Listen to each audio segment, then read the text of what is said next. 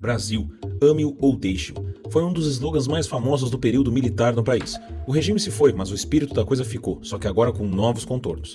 Hoje, presente especialmente entre os jovens, essa é uma discussão que foca muito mais na questão da qualidade de vida do que no patriotismo em si.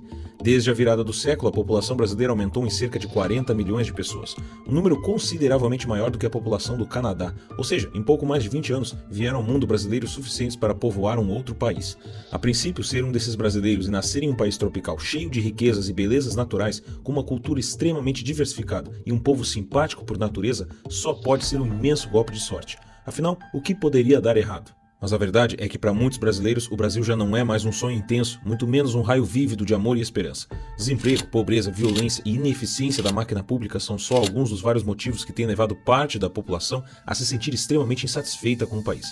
Diante disso, muitos têm buscado no exterior a esperança de uma vida melhor. Mesmo com as restrições de viagem em decorrência da pior pandemia que já enfrentamos na história, mais de 130 mil brasileiros já deixaram o país para tentar a vida lá fora, só neste ano. Muitos desses são profissionais qualificados, em busca de países que ofereçam oportunidades de trabalho mais justas e vantajosas. Esse fenômeno se tornou tão recorrente que ganhou nome e sobrenome. É a famosa fuga de cérebros. Mas quais são os grandes problemas do Brasil? Qual é o destino de quem vai? E será mesmo que não temos solução? É exatamente o que vamos descobrir nesse vídeo. Pesquisas indicam que até 74% dos brasileiros estão insatisfeitos com o rumo do país nos últimos tempos, e mais de 70% acredita que a sociedade brasileira esteja falida. De acordo com a Fundação Getúlio Vargas, quase metade dos jovens entre 15 e 29 anos querem deixar o país. A fuga de cérebros dificulta o desenvolvimento do país, que perde mão de obra qualificada, como é o caso do Brasil. Uma das razões por trás desse fenômeno é a falta de oportunidade, uma das características mais marcantes do nosso país. Se você já tentou arranjar um emprego minimamente justo, abrir um negócio, focar em um projeto de pesquisa ou até mesmo comprar algum tipo de tecnologia de última geração, você provavelmente sabe do que eu estou falando. Pouca oferta de emprego, muita burocracia, falta de incentivo à educação, além de custos altíssimos e quase sempre desproporcionais, por itens que lá fora quase sempre são considerados básicos, como um carro, acabam minando as possibilidades de crescimento profissional e pessoal da maioria dos brasileiros. Em um estudo de 368 páginas, o Banco Mundial concluiu que a burocracia no país trava o crescimento dos negócios. Para se ter uma ideia, o desempenho do ambiente de negócios brasileiro ficou abaixo da média dos países membros da OCDE, dos países latino-americanos e até mesmo dos outros membros do BRICS.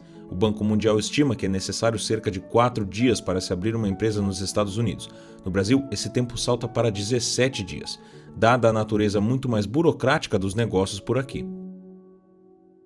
E como todo mundo já deve saber, o Brasil é conhecido por ter uma das maiores cargas tributárias do mundo, além de uma série de burocracias legais, apelidada de Custo Brasil. Isso acaba afetando todo o meio empresarial, especialmente aquelas empresas que ainda estão tentando se estabelecer no mercado.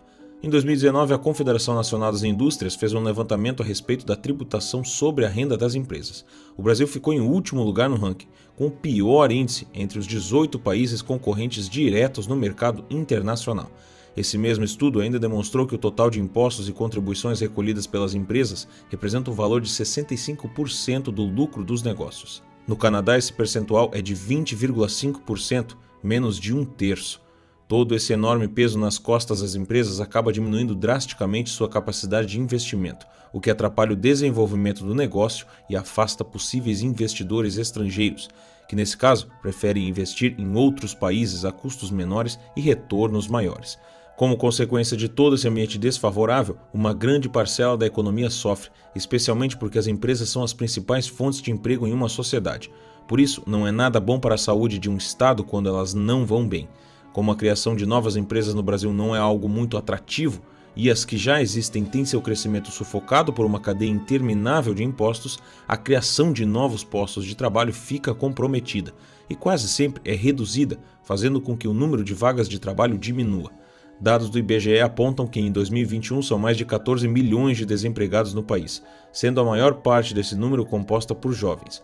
Eles são uma parcela particularmente vulnerável ao desemprego, porque normalmente ainda estão tentando adquirir algum tipo de qualificação e por isso mesmo não possuem experiência.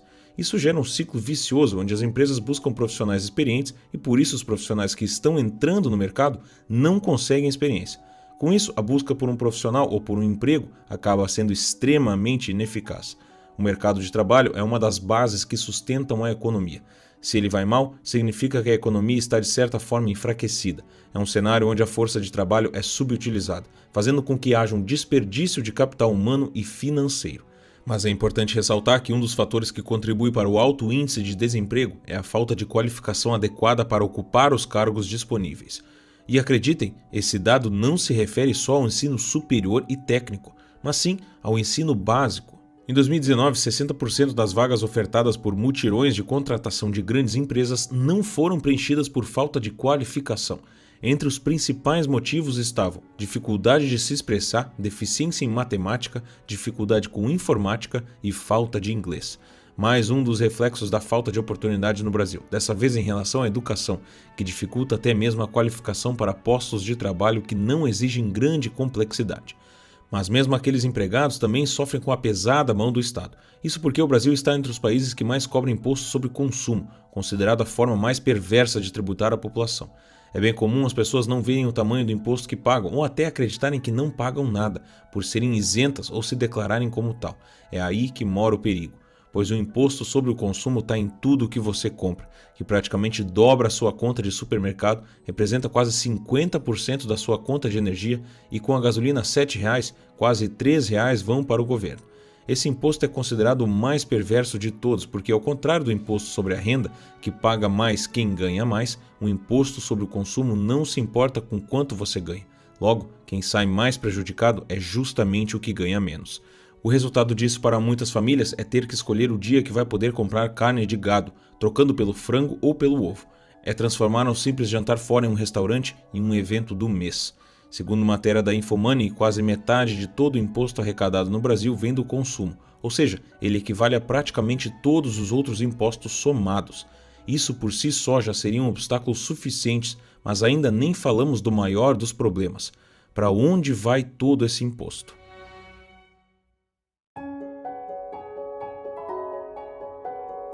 Há muitos anos se escuta falar do potencial do Brasil. Ele chegou até mesmo a ser considerado por alguns como uma possível nova potência mundial. Membro do BRICS, grupo de países em desenvolvimento composto por Brasil, Rússia, Índia, China e África do Sul, potencial definitivamente não é o que falta. O problema é que esse potencial nunca foi convertido em progresso. Pelo contrário, foi quase que completamente jogado na lata do lixo. Isso especialmente porque o país enfrenta altos níveis de corrupção nos mais variados escalões.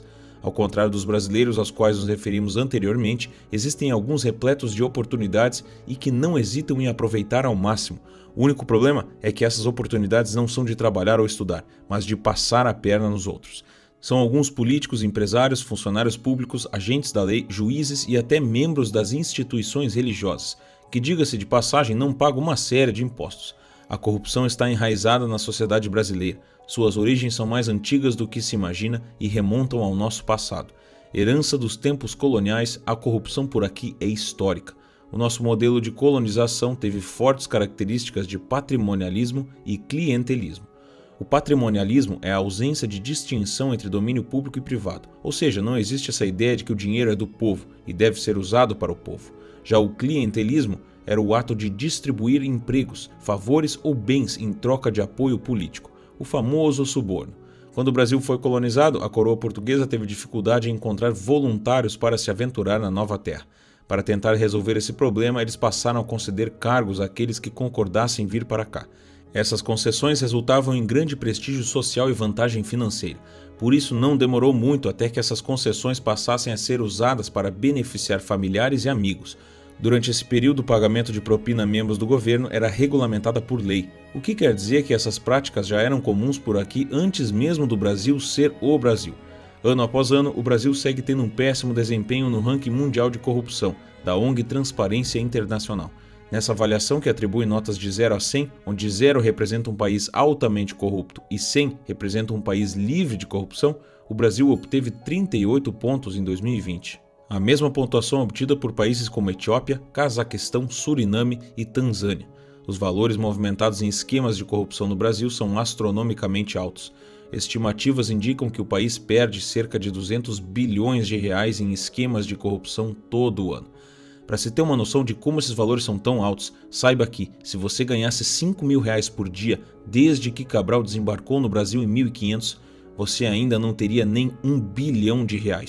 Imagine agora 200 bilhões todo ano. Isso explica o porquê de sempre que esquemas de corrupção são desmantelados, o patrimônio dos criminosos envolve carros esportivos de luxo, mansões dignas de Hollywood, joias extremamente valiosas, helicópteros e jatinhos particulares. A questão é que todo esse dinheiro é público, ele sai do meu bolso e do seu, todos os dias, quando pagamos todo tipo de taxa e imposto, seja direto ou indireto. Enquanto isso, o trabalhador brasileiro acorda cedo para trabalhar em exaustivos turnos, só para conseguir colocar comida para dentro de casa. Se ele tiver sorte, consegue financiar um Gol 1.0 para pagar em 60 meses, comprometendo 5 anos do seu orçamento. Um estudo recente da Universidade de Brasília apontou que a corrupção já preocupa mais os brasileiros do que a saúde ou o meio ambiente. Um país nada mais é do que a soma de seus cidadãos. Nesse caso, o Brasil sou eu e você. Se estamos de fato preocupados com a corrupção, então por que continuamos sendo um país tão corrupto? Porque crimes de corrupção não são tratados como um crime à nação como deveriam, porque a mesma máquina que dá poder para esse tipo de criminoso é quem julga se ele é culpado ou não. Enquanto isso, eles criam narrativas para dizer que a corrupção é da cultura do brasileiro, que você que estacionou em vaga para deficiente no mercado em uma terça-feira chuvosa é tão sujo quanto eles que desviam o dinheiro do povo. Fazem parcerias com traficantes, dão cargos para familiares e aumentam seus próprios salários. E o resultado disso são cada vez mais jovens, o futuro do Brasil, procurando fora daqui uma vida mais justa. Mas para onde eles estão indo? E será que não temos solução?